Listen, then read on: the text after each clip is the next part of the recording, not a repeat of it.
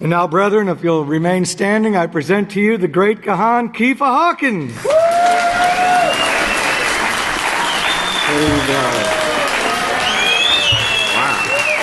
Shabbat Shalom, everyone. You may be seated. May the peace of Yahweh be with each and every one of you. Definitely a sight for sore eyes. You know, I was traveling here yesterday, and I noticed, like, on the side of the road to the highways, all the wildflowers coming up, all the different colors, and I thought, you know, how beautiful this is. And I come to the House of Yahweh, and I see wildflowers growing up here too. So this is truly an awesome blessing to be able to serve the called out ones of the House of Yahweh. We turn in your book of Yahweh over to page 909. It's 2 Corinthians 13. The title of my sermon today is Trust in Yahweh Completely. Trust in Yahweh completely. Because oftentimes, you know, when we're not sure what we're getting into, we'll set for ourselves boundary limits as to how far we're willing to go with it, how far we're willing to carry it out. You know, for an example, you know, you might look to get a job and you say, I'll go ahead and take this job, but you know, if I don't see a raise within a certain period of time, well, I'm going to have to leave this job and go somewhere else.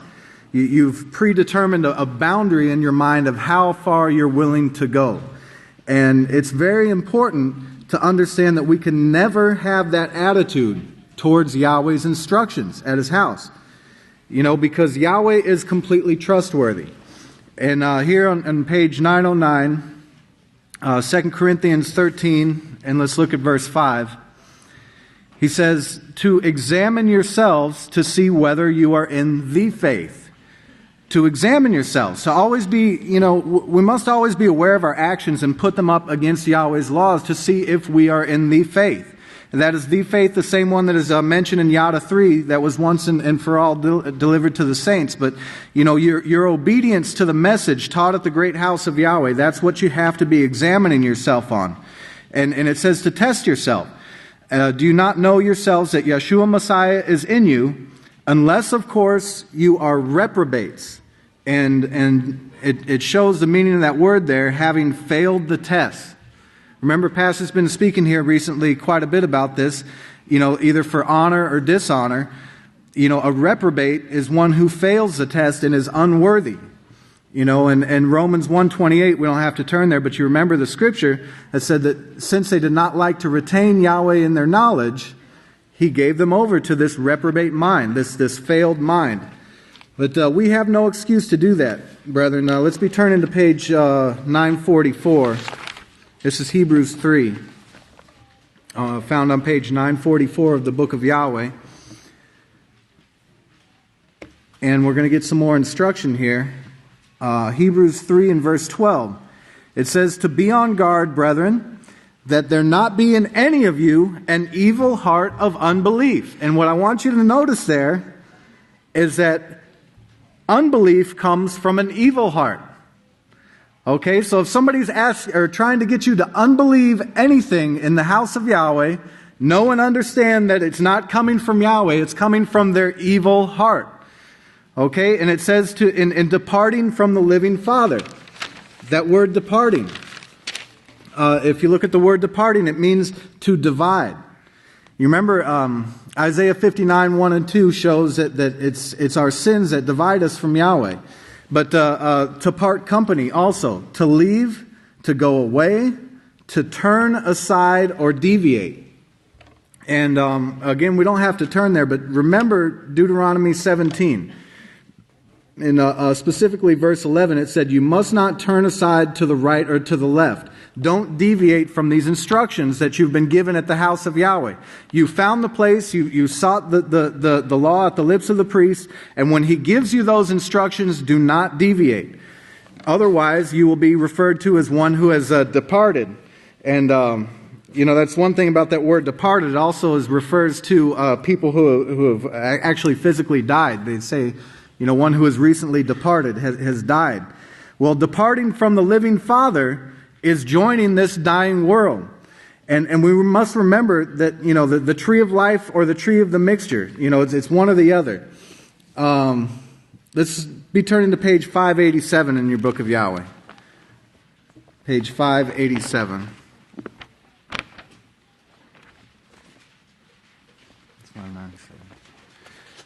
Page 587. And this is the great prophet Jeremiah in Jeremiah 17. And look at verse 5.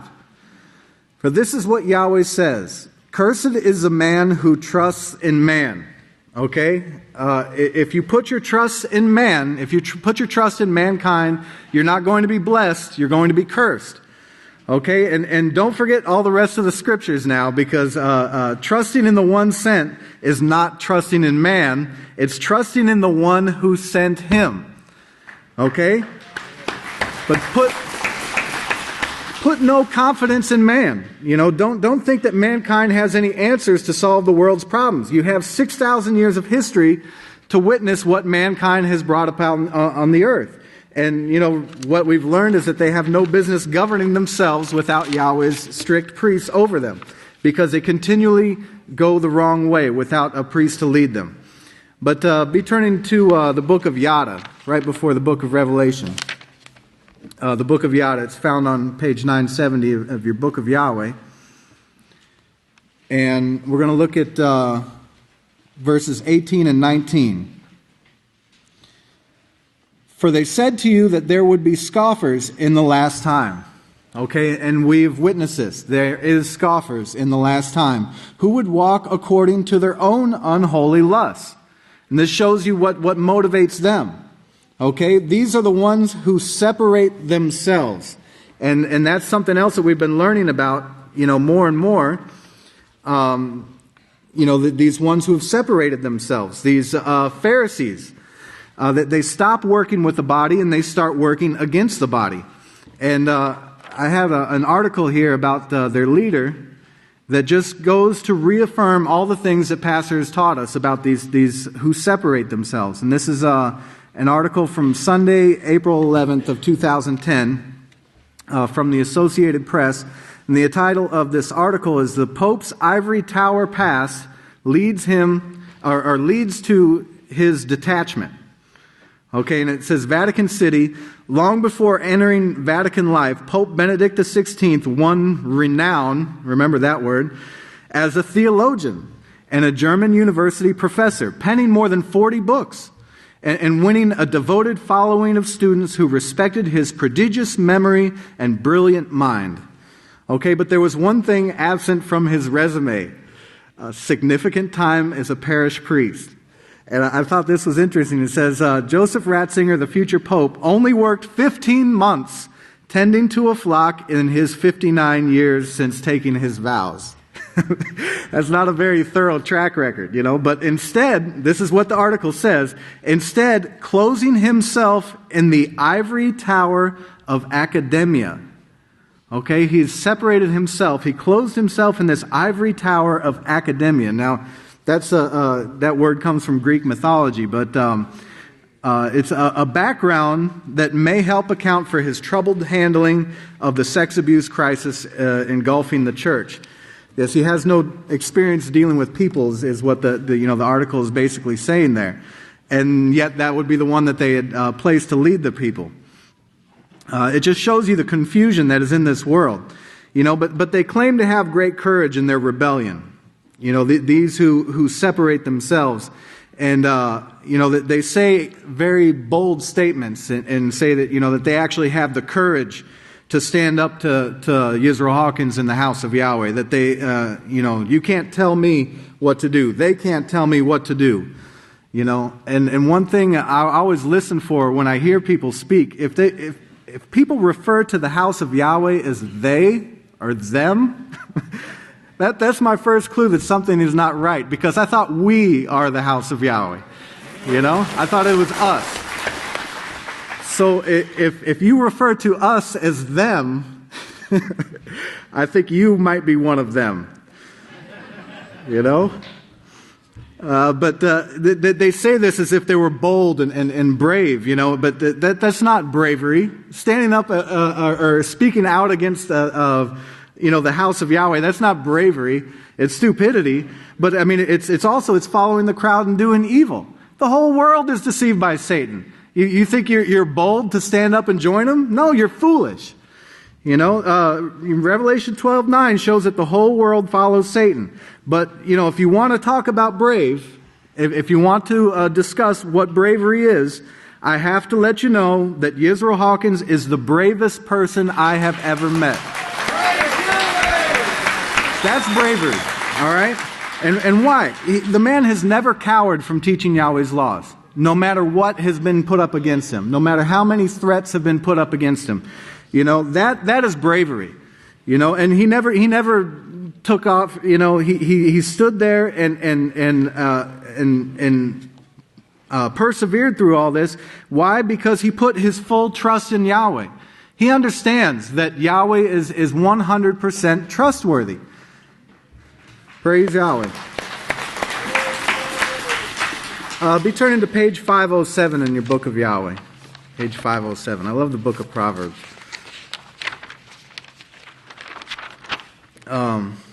Page 507 in Proverbs 18. Because you notice that they always have some kind of false reasoning behind what they're actually doing. And that's exactly precisely what this proverb states here in Proverbs 18 verse 1. It says that a man who has strayed. Okay, and remember what we read earlier about going to the right or to the left. A man who has strayed seeks pretext to break out or to rage against every wise judgment. Now, a pretext, I had to look it up, but what that is, it's a purpose or a motive that's alleged or an appearance assumed in order to cloak the real intention or state of affairs. So it's some kind of false answer that they'll give you. So in other words, they want you to believe that, yes, I believe in the House of Yahweh, I believe in Yisrayl Hawkins, I believe all that, but I had to draw the line when they served food on the Sabbath. I had to draw the line there. I wasn't willing to go that far. But, in doing so, they show who their father is, and it's not Abraham. Okay? Look at page 124 of your book of Yahweh, because they're following a very poor example. When you set boundaries for the house of Yahweh, remember we entered into a covenant upon baptism. Okay? And we didn't make the terms of the covenant.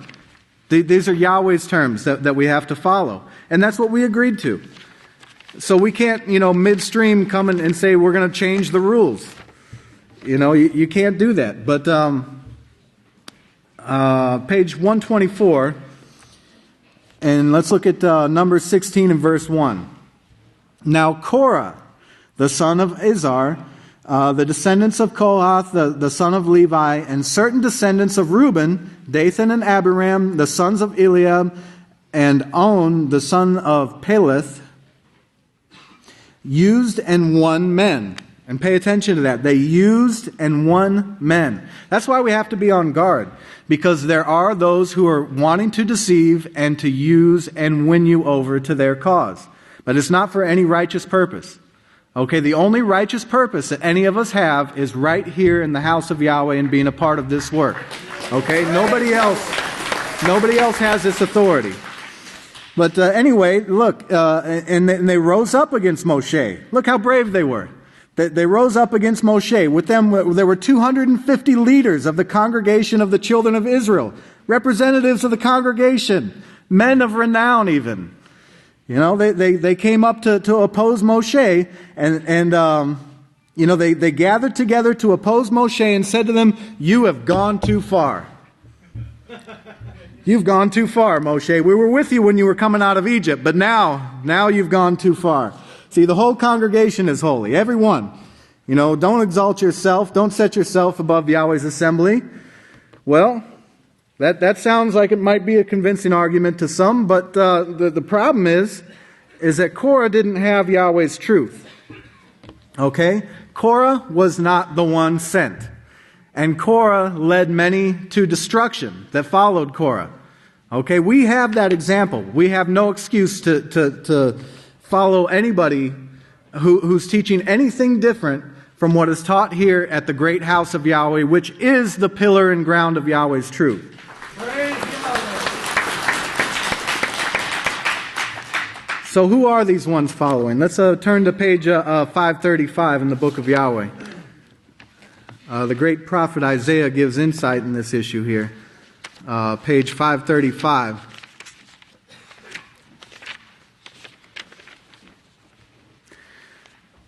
And let's look at Isaiah 8, and then in verse 19, it says, and when they say to you, seek those who have familiar spirits, and for wizards who peep and mutter. Okay, and then, he says, should not a people seek their Father? Why would you go to the dead on the behalf of the living? But the word wizard there, I thought was interesting. It's number 3049, but in the English language, that word wizard comes from the Old English word Wicca. W-I-C-C-A. And you might remember that Pastor had mentioned this feast, right? But it means a knowing one, a conjurer, but it also means one who is skilled in the art of preying on the follies and superstitions of those who come into contact with them. And pay close attention to that. They're skilled in the art of preying on the follies of those, follies. It's entertainment of this world is based on emotion, okay? And it trains those who watch it to react with emotion, to react on emotion.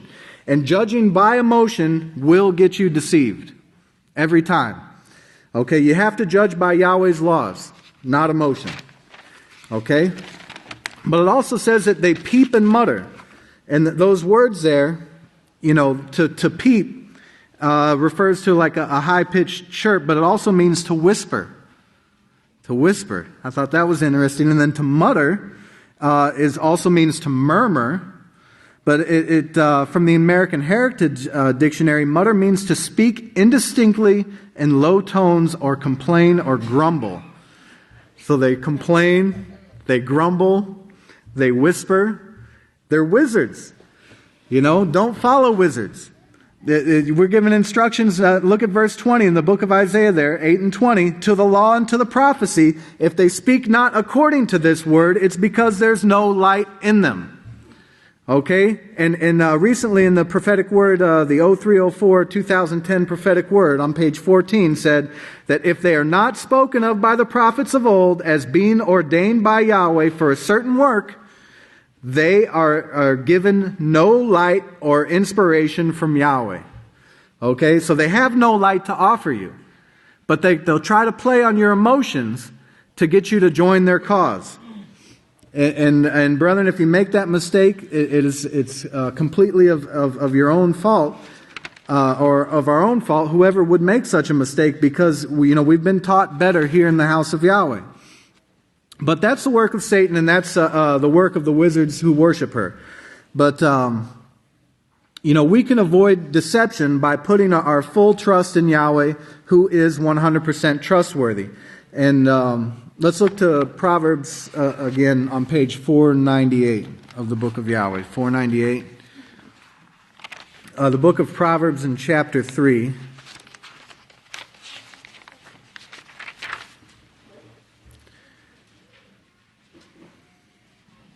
And then let's look in verse 26.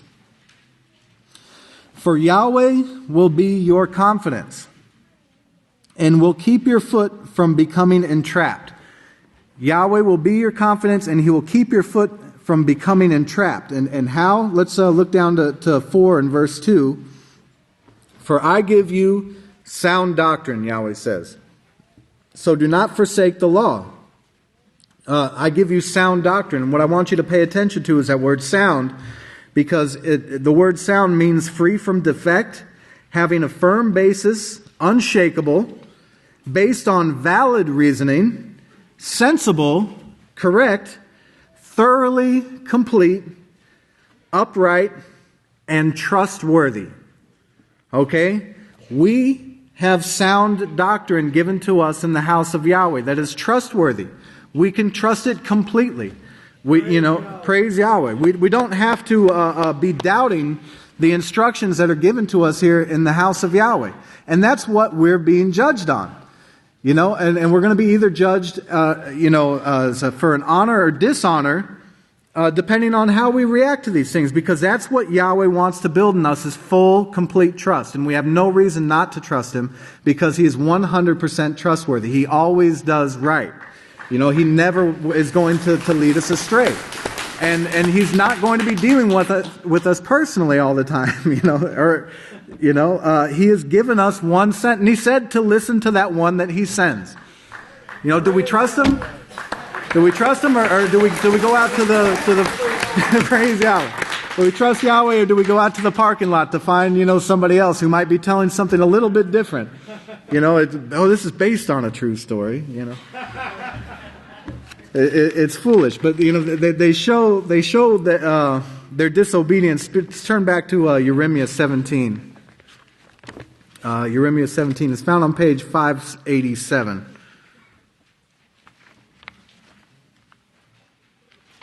587 of the book of Yahweh, Yirmiah 17. And look at verse 23. And remember that this was talking about the Sabbath. And it's important, brethren, it is so important to not forget the lessons about the Sabbath and how to keep the Sabbath properly. You have to come to Yahweh's house and get involved with this work on His Sabbath. You can't keep the Sabbath holy to Yahweh by yourself, being a separatist. You can't put yourself in an ivory tower somewhere in the world of academia. Might as well been macadamia because they're a bunch of nuts. But you can't put yourself over there and expect to think that you're keeping Yahweh's Sabbath properly, because you're not. You have nothing to do with keeping the Sabbath properly when you isolate yourself from His work. But they did not, and this is 17 and verse 23, but they did not obey nor incline their ear, but made their necks stiff. Okay, they became bitter and made their necks stiff and stubborn, so that they might not listen nor receive instruction. And the bad thing, or the terrible part of this, is that instruction that they would have received would have saved their life. This is that's why I always tell people, embrace rebuke. When somebody rebukes you, don't get angry at them. Don't that's somebody who cares enough to try to save your life. Praise Yahweh. And that's what it means to exhort. When the scriptures say to exhort one another, it's not just like, hey, you're doing great or whatever. It's not just encouragement, but the word exhort means to point out each other's wrongdoings and to strongly encourage them to do the right thing. So that's how we have to exhort one another. But these will not listen to or receive instructions. Let's turn to Isaiah 58, and let's look at verse 13. Okay, and again, we're talking, the scripture's referring to the Sabbath here. Isaiah 58 and verse 13. If you turn away your foot, and remember back in the beginning, we talked about that word departing, and one of that word departing there, one of the meanings is to turn aside, to the right or the left. So if you turn away your foot from breaking the Sabbath, from doing your own pleasure. This is what we need to be departing from, by the way. On my holy day, call the Sabbath a delight, a day honorable, and will honor Him by not doing your own ways, nor finding your own pleasure, nor engaging in idle conversation. And look at 59 and verse 8. And we see the other ones that will not do this. There's something important to note there, is that they do not know this way of peace. The way of peace is only taught here in the house of Yahweh. So that they don't have this information because they're not turning their foot from breaking the Sabbath. They're turning their foot from keeping the Sabbath. So there's no judgment in their goings, and they've made for themselves crooked paths. So whoever walks on them will not know peace. And again, Yahweh is telling you something here, and you would be a fool not to believe it, that if you follow anyone who has made these crooked paths, there's only one straight and narrow path. There's not 50 different ways into this kingdom. There's one. Okay? And whoever walks on any of these crooked paths, they will not know peace. You can look in their face and you can tell that they do not know peace. They're the furthest thing from it. But they have no right to it. Let's look at Psalms 50 real quick. Psalms 50.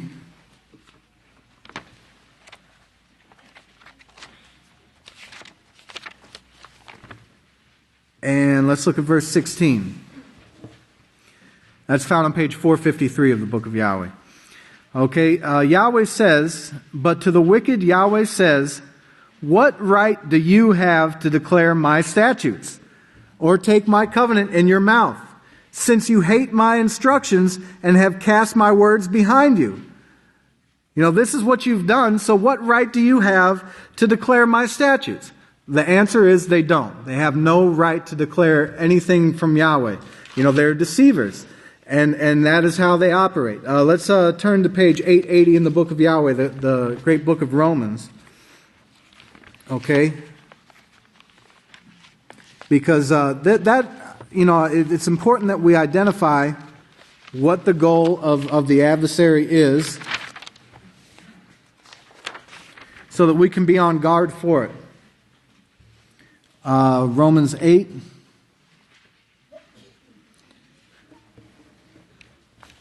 Because this goal is to separate us from Yahweh, right?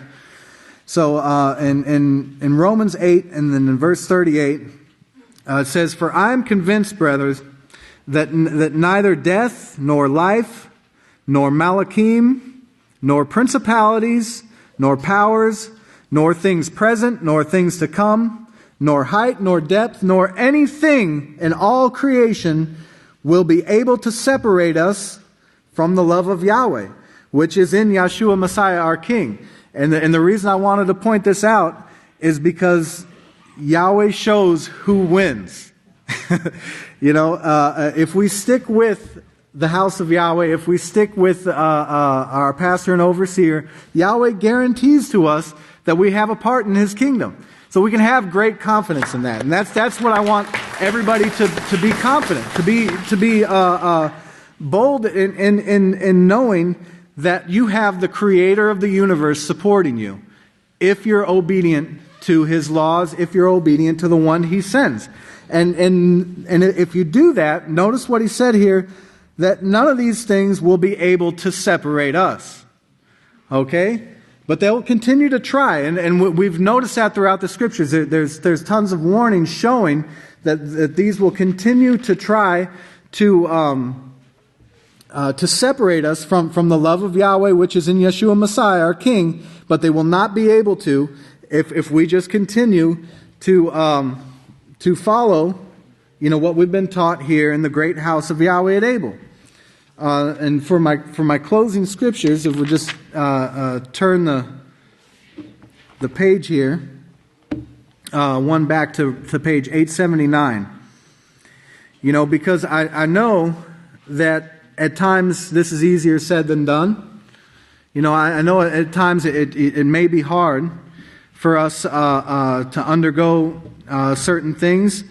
But remember that the great promise of hope that Yahweh gives us here in Romans 8 and verse 18, He says, "For I consider that the sufferings of this present time are not worthy to be compared with the glory which will be revealed in us." And why? Because the whole earnest expectation of creation waits for the revealings of the sons of Yahweh. Okay? They're waiting for this revealing of the great sons of Yahweh. For the creation was made subject to emptiness, but not willingly, but by the will of Him who subjected it in hope. And brethren, we have great hope if we put our full trust in Yahweh and we do what He instructs us to do here at the great house of Yahweh at Abel, if we don't stray to the right or the left from any of the commandments that He gives us. And at this time, I have the great privilege and opportunity to present to you the one who will lead and guide us, the greatest teacher in the world, Kahan Yisrayl Hawkins. Shalom, everyone.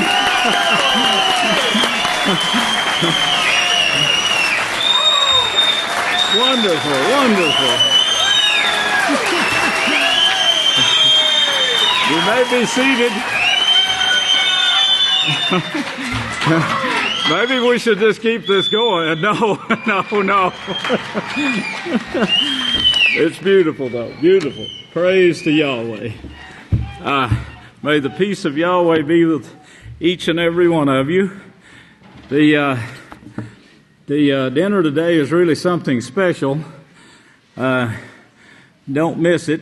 That some of the greatest cooks in the world that's prophesied to be in these last days, by the way. And if I get to that, yeah, that's right. You don't believe me, but it's here. It's prophesied.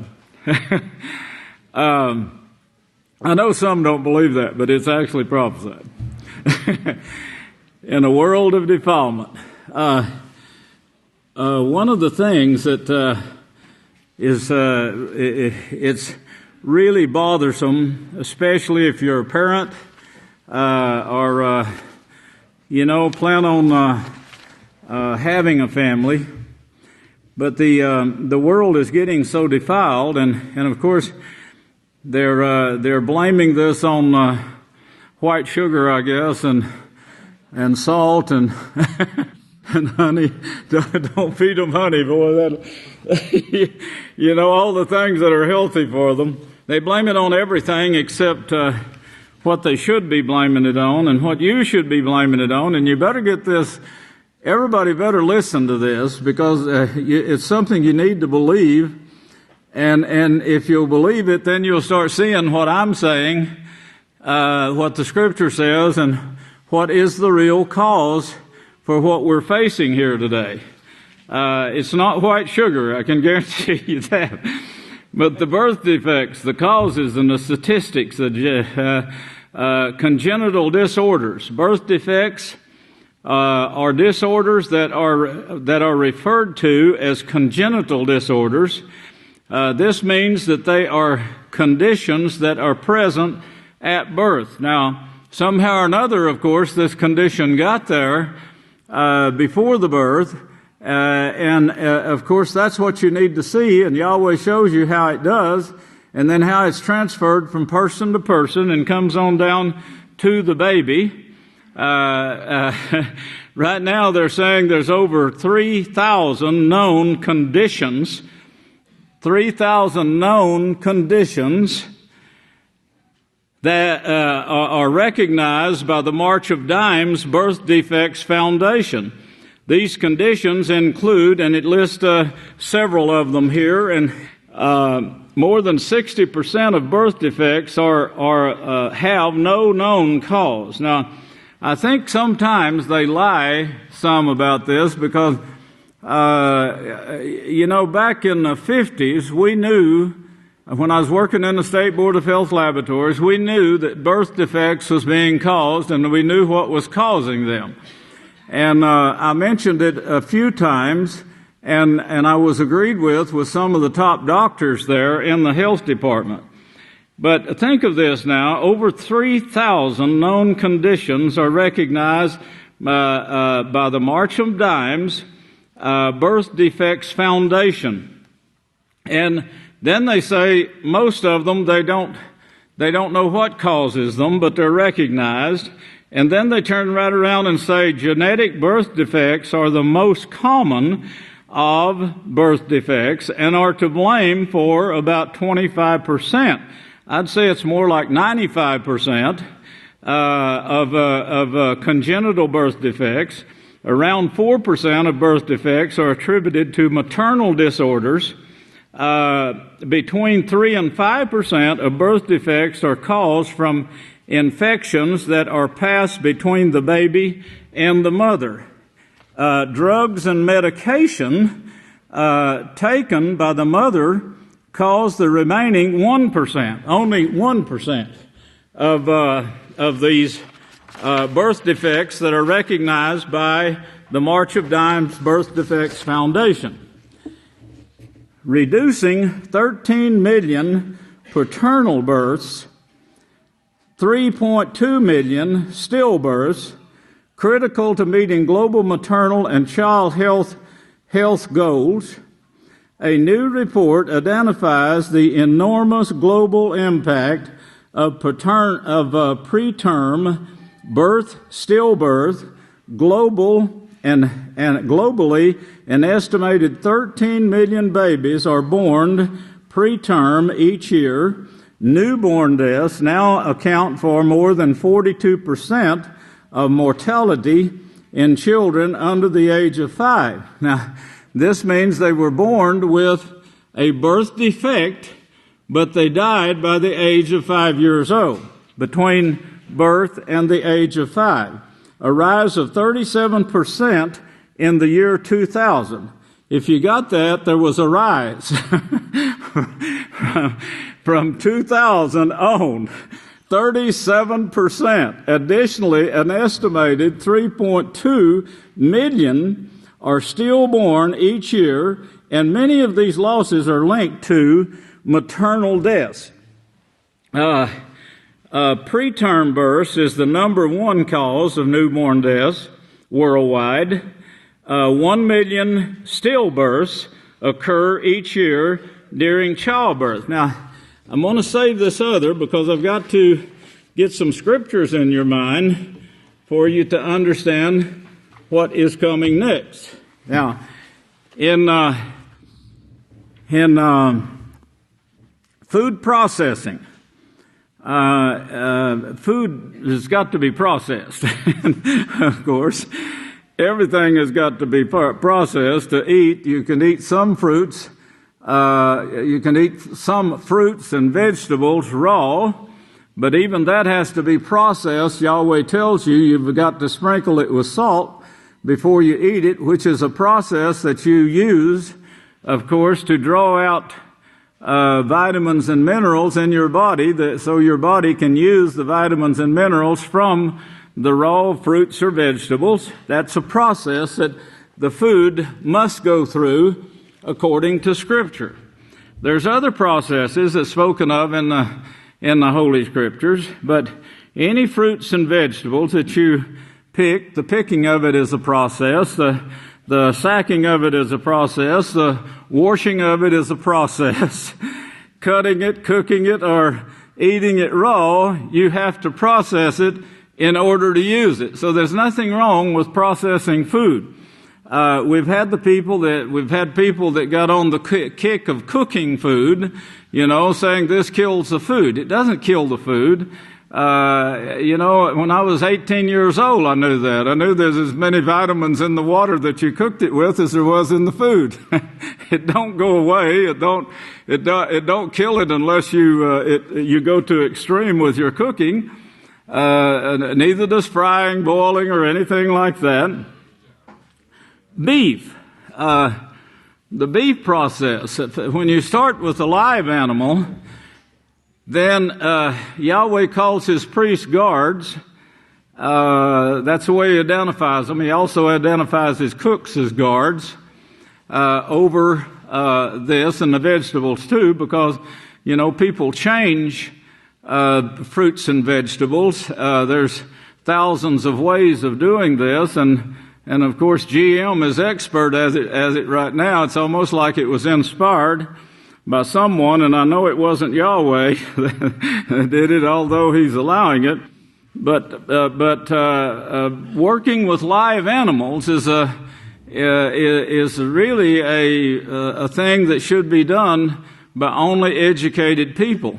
And the reason the earth is in such a mess right now is because uneducated people in Yahweh's laws, and I'm talking about Yahweh's laws, being uneducated in Yahweh's laws, is bringing a great deal of death, sickness, disease, that Scripture calls, of course, abominations. And the word abominable is used there. Abomination is when the animal is sick, and of course, if you are unclean, and then if you handle this differently from what Yahweh tells you to handle it, then you become abominable, which means you can pass this on to other animals or to human beings. The defilement of that animal or the sickness, you can actually pass it on. The great wise man Solomon said, put a knife to your throat. Put a knife to your throat before you go to the king's table to eat food that hasn't been koshered by Yahweh's priest or pronounced kosher by Yahweh's priest. It's that dangerous. You're cutting your own throat. The beef, if it's not koshered, it contains life within the blood. And you can take beef that has not been kosher killed, you can soak it in salt to pull this out, but the salt takes a bunch of the life out of the beef. I ate some of it in Israel, and the first time I was there, and I asked them, "What is this?" Because it tastes like I was eating the sole of a shoe. And the meat was white. You know, it was looked like cotton and tastes worse than cotton. But you can get the blood out, but it takes all the life out of it too when you do this. And of course, you don't drink the bloody water after you get through koshering the steak. You must throw that away. The fruit juice that you cook, you can actually drink that or add it to your soups and stews. Makes a wonderful, healthy soup or stew later. So does the beef broth or the chicken broth, if the meat is prepared by the butcher that Yahweh refers to as cooks or butchers. The word has many meanings, as we'll cover. But if the animal is not sick, now if the animal's sick, then you're supposed to be educated to recognize the sickness and not let that get into your food supply. We've had many animals that we have slaughtered because our men that I've trained in this myself and urged them to study on their own too, but they'd call me and say, "This animal has so-and-so," and I'd ask, where did you see it? And they'd tell me. And I'd say, well, let's go ahead and get it out of its misery and do away with it in the rightful fashion. But we do not feed them to the animals. We don't feed them to the dogs even. We we don't eat them ourselves either. But that's not to be said of the perverted world, which you know yourself. You've seen the specials. You've seen how this is taken. Sick animals, as long as they can walk, and they help them to walk. They even take forklifts and pick them up and help them to walk, and they go ahead and put them in your food. And this is what you're eating when you go to the perverted world to eat. I saw this for a long time and could do nothing about it, and I worked towards it. I worked for years trying to get a setup to where we would not need to do this. And of course, it's been very costly, very time-consuming, but we are to that point now where we can actually do it. And praise Yahweh. But it takes a lot of knowledge. It takes a lot of study, a lot of effort. It takes a lot of determination because it's loss of money. And when money is tight, that really hurts. Chickens, the same way. Now, a chicken, as I've brought out many times, Yahweh made the craw of a chicken to where it would actually separate things that a chicken can eat. Many things. There's some things that they can't eat. Some things that our men recognize. One of them is limberneck, and they know instantly what causes that now. And of course, those chickens are discarded. And but there's other things that we watch for. And when the chicken is being processed, we watch for it.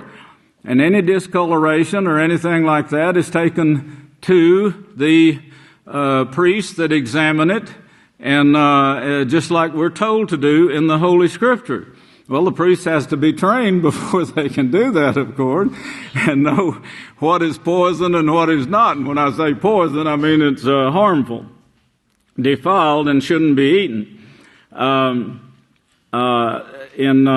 defeathering a chicken, you find some things there that if the chicken is sick or unclean in any way, has been defiled in any way, it will show. Fish. in processing fish, and they must be processed, we kosher kill the fish from our own ponds, and of course this eliminates some things. The organs of a fish, as any well-trained rabbi knows, and of course they study this too, as we do. They don't always follow their own laws. That's a problem. But they do study them, and they know what a fish's organs are supposed to do, and when they don't do it, they know that. And this year was the first time I've ever seen it. But before Passover, many of the rabbis said we're not going to pronounce these fish kosher, and they named about 5 different fish that they said the parasites were now getting through the organs and into the meat. Now, other rabbis said, I'm sure, they said, or their group, we're sure that enough cooking would kill these parasites, so go ahead. We're not worried about it. Go ahead and eat it. But the others said, no, you better not, because these parasites are getting through these organs for some reason. Now, they can't understand why they're getting past the organs. Now, I've been bringing you some articles to show why they're getting by. Because of mutations of the DNA, and I'll show you more of that today, but I started years ago to bring you this, and I'd urge you to go back and get those sermons again and listen to them. If you were asleep or didn't pay attention to some of this, you missed a lot of great information here. But certain things, because of the lust of man, it's also getting into the fish population. And of course, it's changing the DNA. And once the DNA is changed in a fish, they start losing that protection that Yahweh built into the fish, and the chicken also. So if it gets into the chicken, the wonderful thing about that is, you can tell when a chicken is sick. You don't always tell with fish unless, that is, if you catch him with a net, you don't tell. A sick fish won't bite a hook. That's one thing that helps us a lot right there. But the other thing is examining the meat. We had some men that went to the wrong place. I could have told them, don't go there, because I know the lake and I know the water supply that, and what is being dumped there. So, I would have told them, no, don't go catch fish out of that place and try to eat it. Well, of course, they noticed the things that they'd been told to look for. They noticed them right away, so they got scared and threw the fish away. Well, we sent them back and told them to go catch some more, and but we wanted the pictures of it and to show the difference, of course. Well, we got them now, and they'll be doing some ads. Our butcher and the Kohans that work with him, with the butchers. There's more than one now, and they're training. The priests are training also in this field. But the fish, of course, you can see the parasites if you know what to look for and have the equipment to examine it. Well, we've got our cameras now to where we can magnify it and show you what is in some of the fish that are being raised in contaminated waters, polluted waters, and this pollution, believe it or not, it comes back to man's uncontrolled lust. And this is what the Scripture shows, and this is what I'm going to tell you, and this is what I'm going to stand on. It's not white sugar. It's not honey or salt. It's man's lust that is causing this. But the fish, you can rest assured that when it's brought here to the cafeteria, it's been examined, it's been kosher killed, and then cleaned properly, kept clean, and then it's brought here clean with no parasites in it, at least any that the eye can detect, which Yahweh gives us that to go by and shows us what to look for. Well, that's just beef, chicken, and fish now. Eggs. Fish eggs. Caviar is so healthy, if you just study what's in caviar, you would want it for your brain. It might even help, to get rid of what you put there in the past years through stupidity. But it would help you if you did eat a lot of it. It's hard to make. It's hard to, because it has to be washed in a certain way, and salt has got to be used in a certain way, and you've really got to watch what you're doing, or you'll ruin it. Once it's ruined, you just throw it away. You can't do anything with it. Hen eggs. Now, I've never heard of this one before. Never heard of anything getting in a hen egg until here a couple of months ago, and then we saw something. We called the county. I said, call the county extension agent first and see if he knows. Well, of course he didn't, but we called the college, a college that is up on it, and of course they knew exactly what we were talking about, and we asked, well, what is the statistics, or maybe we didn't ask, maybe they just told us, but they said it was about 1 in every 10 million that you would ever find this in an egg. But watch your eggs. If you see anything that's not that you think doesn't look like part of that egg, and you should be familiar with it, if you're eating at home and doing your own cooking, be sure and watch.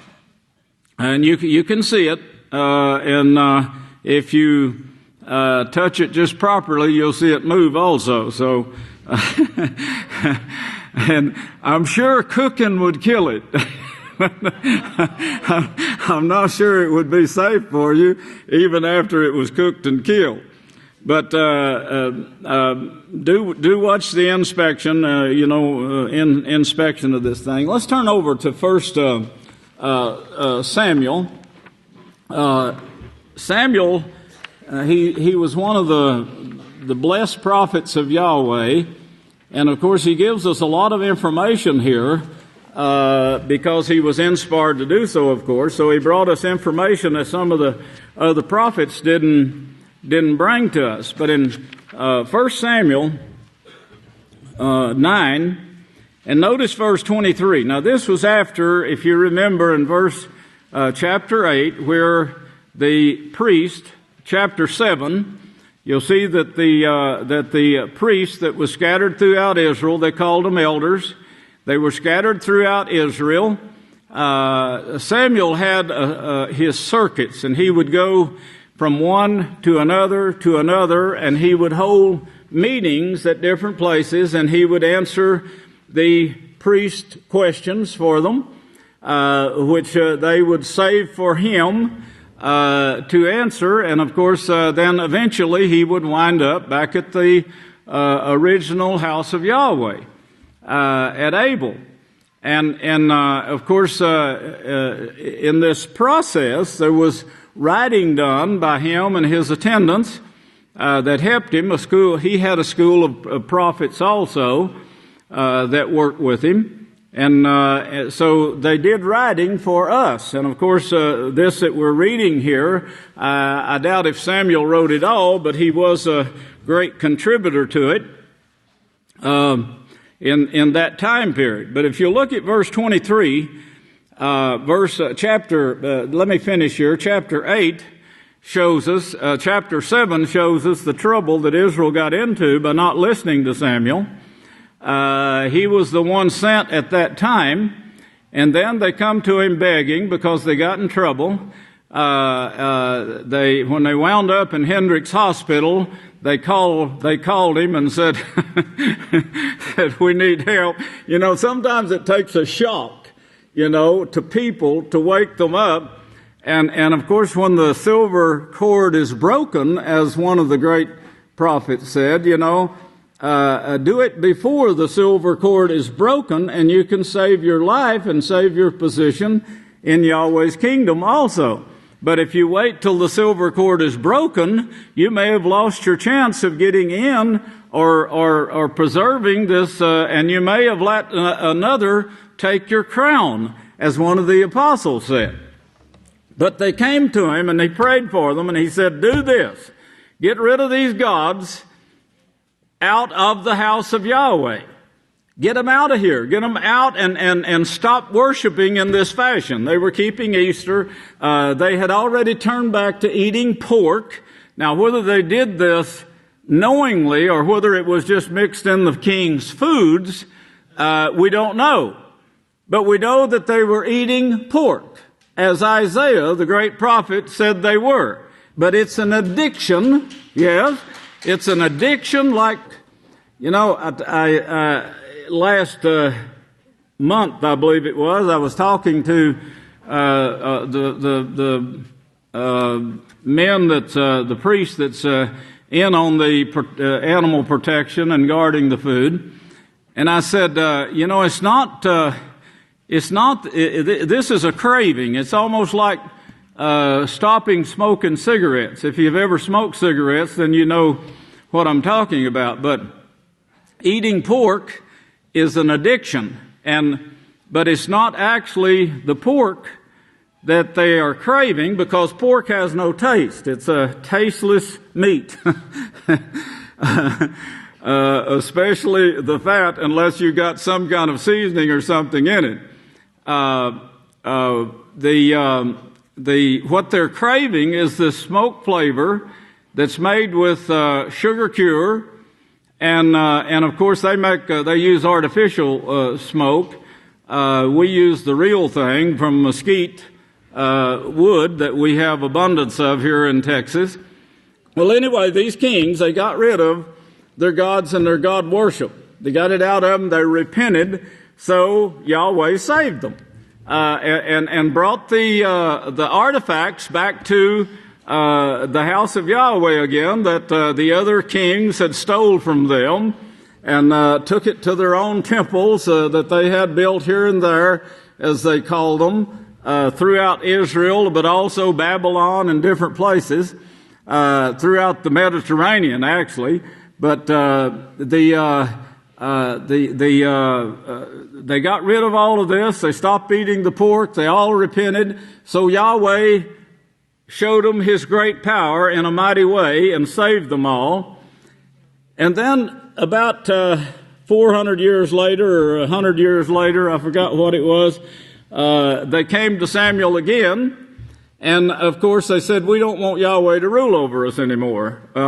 You know, he got us out of that mess, and we're all right now. We can protect ourselves. So,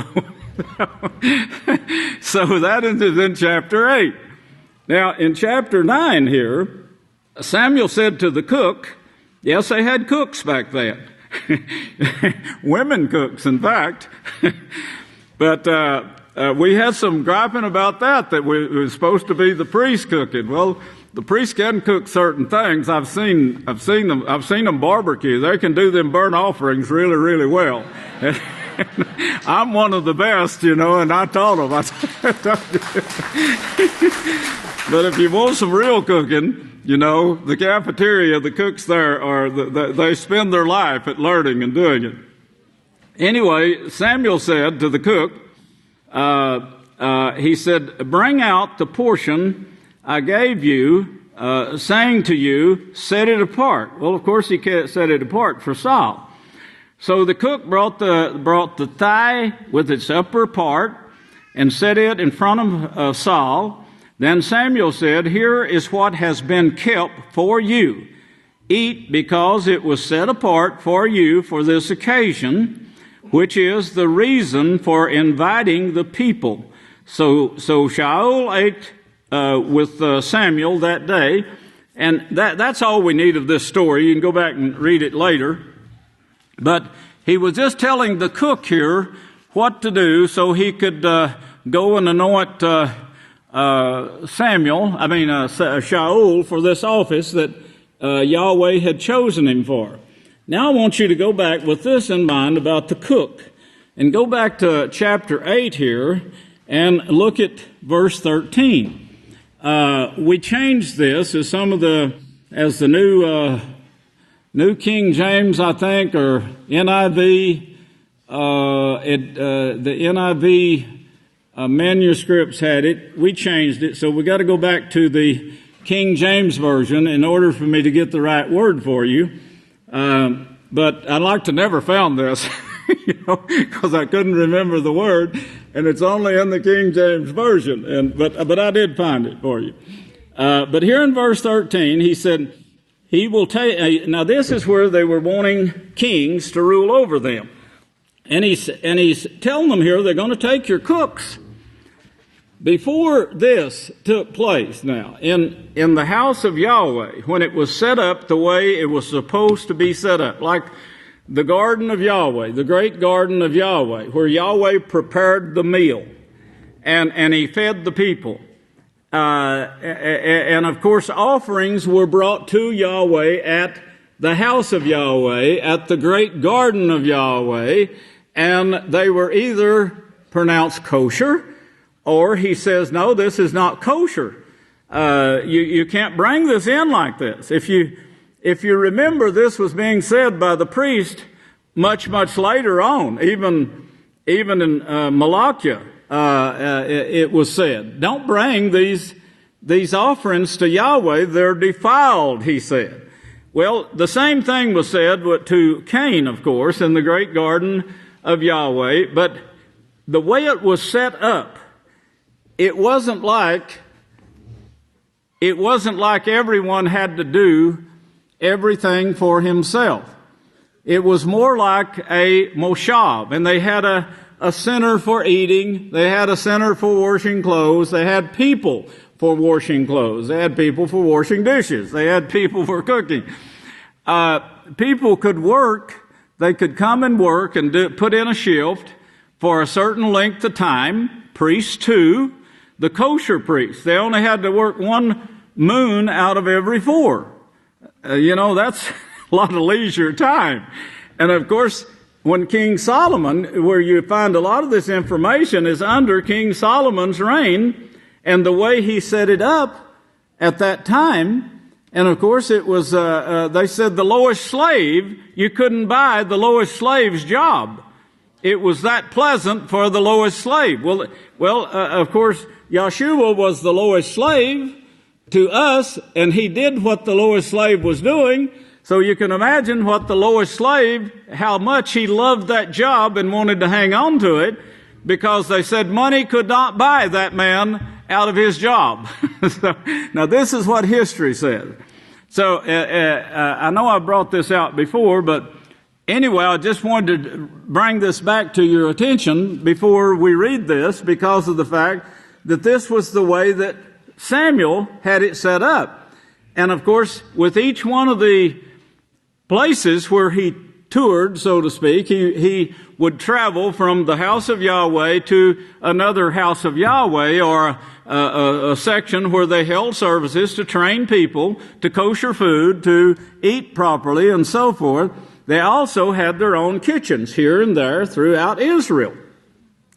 And Samuel then would travel from place to place, and he would teach these people what to do, how to enjoy life to the fullest.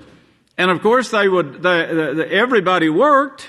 The apostles they started this, but they suffered so much persecution they were shut down. But they did start this, and so you can see bits of this information that I'm telling you. You can see it in the apostles' work after Yeshua had already been killed and took his place in heaven at the right hand of Yahweh. But in Samuel's time, they had a central kitchen like they did in the days of the garden of Yahweh, the great garden of Yahweh. And the food was brought there. They had cooks to cook it, and the people to eat it, and people to serve it. Certain ones served, certain people ate, others served, other people ate. But it was done by professionals. The kosher killing was done by the kosher killer. The man who slaughtered the animals. And you find that in the word cook, the Hebrew word for cook. You actually find that in that word, in the description of it, that he was a slaughterer, he was a killer, but he was a kosher killer. and of course, the egg breaker, yes, they had an egg breaker. And this egg breaker watched for and made sure that the egg was not defiled. First off, it couldn't be cracked. It couldn't have a hole in it, because bacteria would start coming into it. So these are things that they had to watch for. And then if there was anything in that egg, this is not new now. We found out that this thing that actually gets into the egg, 1 in every 10 million or so, I forget the number, but it was really high, that little bug is necessary for chickens to do their work, their bodies, inside their bodies, which is a team of armies, a huge team of armies made up of about 3 trillion or 30 trillion. I can't remember the number. When it gets past 100, I can't remember. My mind don't go that high. But it's something like 30 trillion kingdoms inside a chicken's body doing its work so you can enjoy the egg that Yahweh made for you, because he made the chicken for you to lay eggs and for meat for you, for food for you. Now imagine that. And that little parasite that we would call a parasite, it's actually a necessary being that's in that, it's not supposed to be in the egg, though. It's supposed to be in another part of the body. But somehow or another, with the change of a DNA, an injury or something like this, it got through, one did, into an egg. Well, the person is trained to look for it, of course. And the Hebrew people, when they were brought out of Israel, Moshe gave them these laws, and they taught them, they trained them extensively in these laws. And even after they trained them, there was people still wanting to slaughter their own animals, leave the blood in, and of course they weren't doing it right. They wanted to do it, and they thought they knew how, and nobody's going to tell me what to do, so I'm going to drink the blood. And it's just that stubborn, idiotic attitude that got them in trouble. And you see this in the scriptures. If you'll watch, you'll see this rebellion.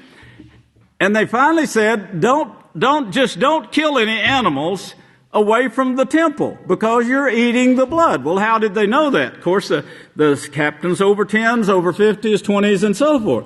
And so when they came to the priest for an answer, he said, well, just stop this slaughtering animals away from the temple until we can get everyone trained in this field, so they can do it themselves at their own homes, and they won't be eating this blood, because people were eating blood, getting sick, having heart attacks, having heart problems, blood disease. Yes, that all comes with eating the blood of animals. That's one of the causes of it. Okay, now, in this part here, in chapter 8, Samuel is saying, this is what the kings are going to do. They're going to change this wonderful setup that you have here that is so much leisure time. Well, what do the kings of the East want with this leisure time? We're wanting to build empires. We're the empire builders. We're the schools of higher learning. We can hire all kinds of servants. We can just take your servants away from you and bring them to suit ourselves. We want power. We want authority. Do you know, Yeshua said, that the rulers rule over the people. And those who have more authority than the rulers rule over that bunch. This is the kind of setup that Yeshua was warning his disciples of. And he says, it won't be this way. You can't be this way and be part of Yahweh's kingdom. In Yahweh's kingdom, it's a kingdom of service. That's what you found in the garden of Yahweh, the great garden of Yahweh, a kingdom of servants where everyone was serving everyone else. It took very little time. In that, the way this was set up, it took very little of the individual's time to do this.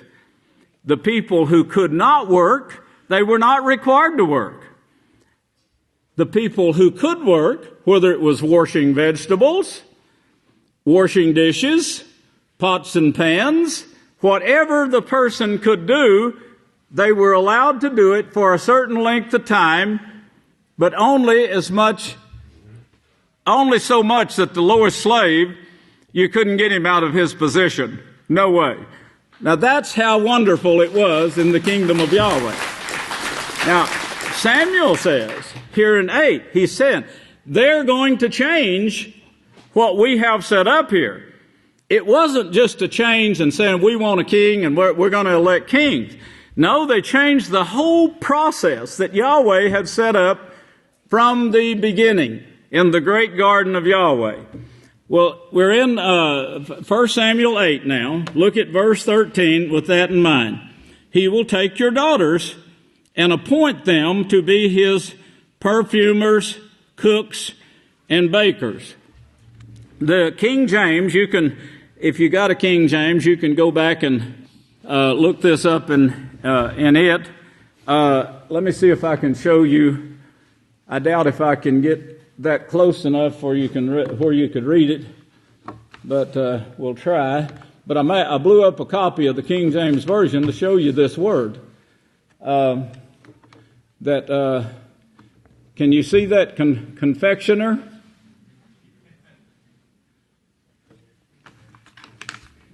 Your confectioner. Confectionaries. This word means, the word confection means, first off, it means a maker. Means a maker, a candy maker, other sweet, it says, ice cream. Well, you wonder now, where did they get ice cream in that time period?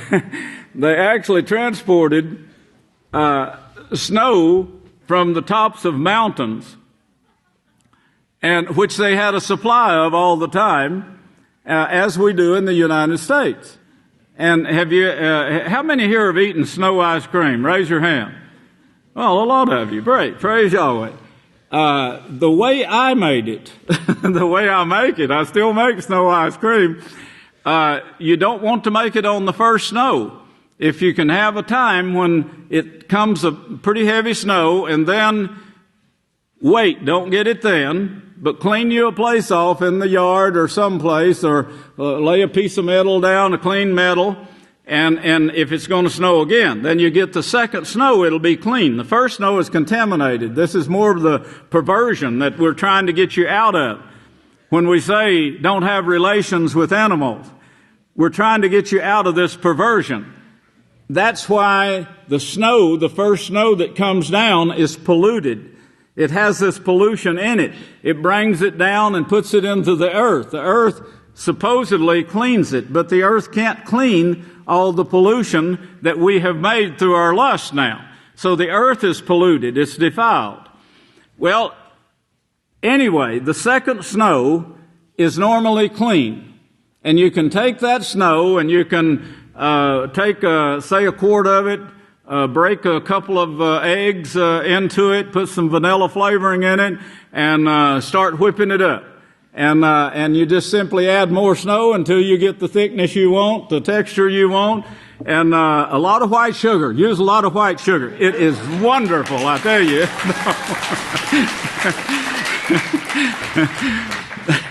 They don't use honey in making ice cream because honey keeps it from freezing. You can find that out the hard way if you got one of these old crank ice cream makers and you try to sweeten your ice cream with honey. But it does sweeten with sugar real well. And sugar is very healthy for you. I'm going to start bringing you some things showing you how healthy sugar is for you very soon. I've got piles of it.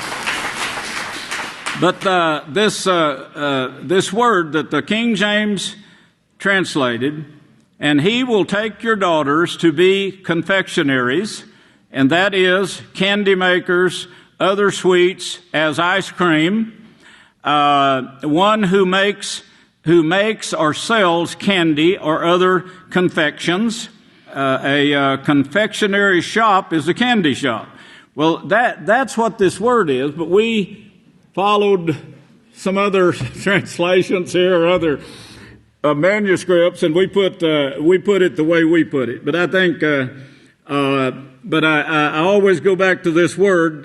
We made some mistakes when we did this, but I think we put it perfumers, which that's another word for them, of course.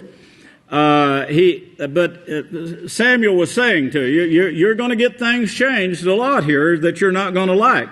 He will take your daughters and appoint them to be his perfumers, his cooks, and his bakers.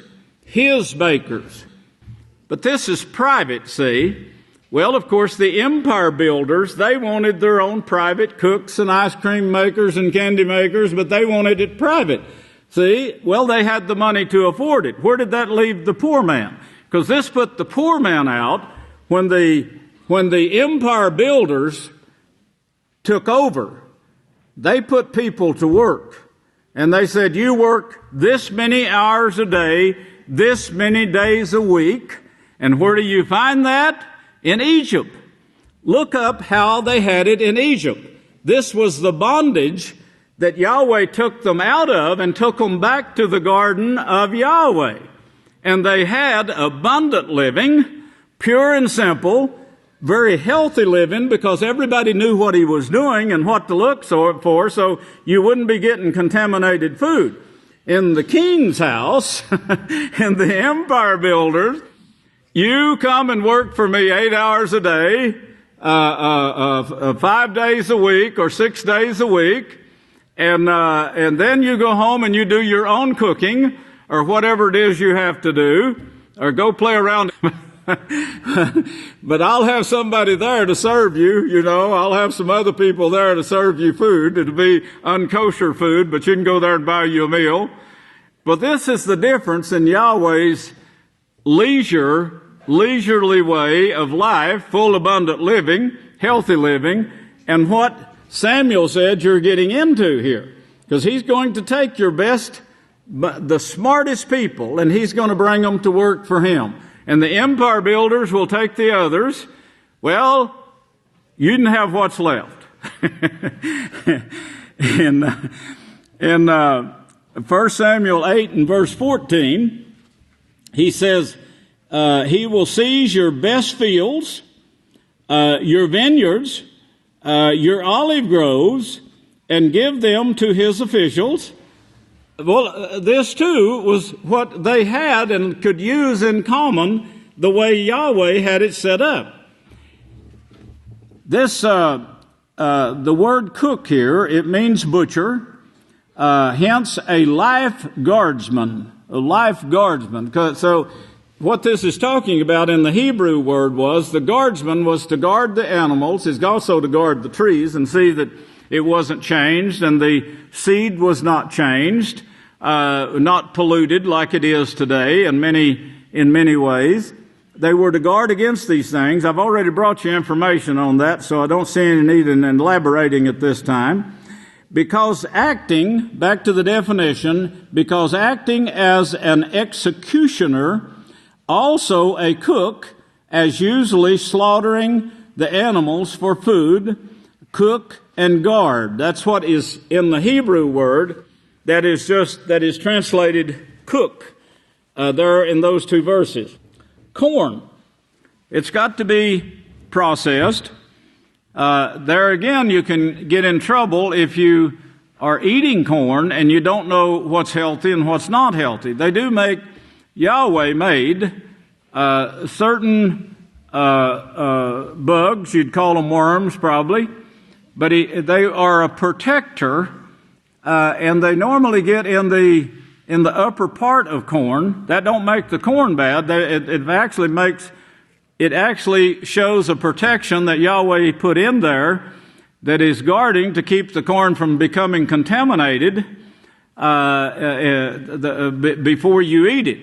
If there's nothing there to bring that bug, he wouldn't be there. But something must be there, and then the bug that turns into a worm that is brought in with the wind from a tiny cell. It's just a tiny cell, but it floats around all the time. It's like yeast. But where there's something for this tiny cell to eat, it will go to it. And when the corn is in the right stage and the shuck is just in the right stage, and this parasite that could poison your body is coming and invading the corn, which is needful for other things now. The parasite is needful for other things, but he's invaded the wrong thing when he gets in your ear of corn. So the worm then, that is then just a tiny cell, is floating in the air. This is the firmament that Yahweh made for man. So the tiny cell, like yeast, you know what yeast is and how it floats in the air. You breathe it all the time. It's here. You can't see it, but it's there. Many, many other helpful organisms are also in the air. Well, one of these protects your corn. And of course, if you got field corn and it's ready for you to eat, you like fresh corn, then if it invades it, then this other bug then that's floating in the air, it comes in and goes into the shuck to get rid of this other parasite, and it turns into a protective agent that gets rather big. But when it first goes in, you can't see it, of course. Okay, now that's a protection for your corn. Now what does man do? In order to stop the first bug, he sprays with poisons to stop the first bug. Well, that eliminates the need for the second bug, but the second bug is what he should have wanted instead of the spray, because the first bug that was there was actually that he sprayed to kill was invading his corn. He also ruined his corn and ruined the development of it. When the second bug comes, it lets your corn go ahead and develop and keep bringing in the nutrients and the minerals from the ground. Once you spray it and it doesn't get this protection, then it also stops bringing the food from the ground up to the corn. All it brings then, after that, is the oxygen and water. And of course, it makes it grow. It's still growing, but it doesn't have the great nutrients that you want in organic corn. I'm sure a lot of you organic corn raisers know this, but the food supply, it's a never-ending study. The peanuts, they must be processed, but peanuts are very healthy when they're raised properly. When they're organic, they're raised. When they're raised, properly, then they're very great for you. Wheat, it's got to be processed. If you look at Ruth and Boaz's work that we did on that, you'll see that the women were involved in wheat making. Even though they were separated, they were involved in wheat making. Now, I want you to go over to the Savior now. And we can't leave the Savior out of this, because he tells you what to look for and what not to look for. And if you don't trust in his words, you're not going to be with him, because he's the judge. He is the judge, the supreme judge, the high priest right now over the house of Yahweh. The only Yahweh is over Yeshua. And you go to Matithia here, 15, Matithia 15, and we see some things that he says causes defilement. And you better start believing what he said here, or you're going to be in trouble, and you're going to go to the point to where I can't get you out of it later. Just keep going, and you'll die in your sins, and then that is it. I can't help you after that. I can only help you now. If you'll listen to my words and listen to what I'm telling you that the Savior tells you here. He says, chapter 15, verse 11, It is not what goes into the mouth of a man that defiles a man, but that which comes out of the mouth that defiles a man. Of course, this is hard to understand, and the only way you can understand it is understand all that I've said here already, but then you've got to have some more. And if I took the time right now, we would probably close around 3 or 4 o'clock this evening. So I'll shut it off right here.